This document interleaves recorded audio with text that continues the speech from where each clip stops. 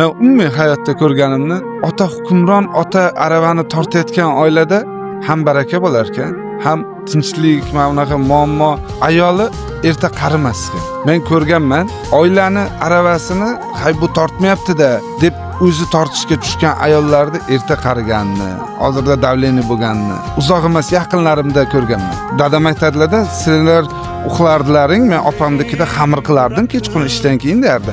Qaytishimizda onasi men shu zo'r ekan desa, onam faqat aytgan, "Ololasiz dadasi, bu nima? Bu do'stlikda turgan paytimiz Jizzaxda, bu nima bu?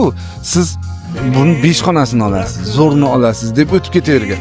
Dadamda yana ruh paydo bo'lgan. Agar xuddi shu holatni onam aytadilar, men yurib kelayotganda eshitdim. Zo'r ekan, siz bu uyni o'ylagancha o'zingizni uyingizni mana buni remont qilib qo'ying, shuni o'ylang deb anaqa qilib ketgan. Xudoyim hamma tomon niyatga, amalga yarasha. O'sha bitta erkakka ishonib tashlab qo'ysa yukni, u любой narsani tortadi. Tim bo'l o'zbek erkagi.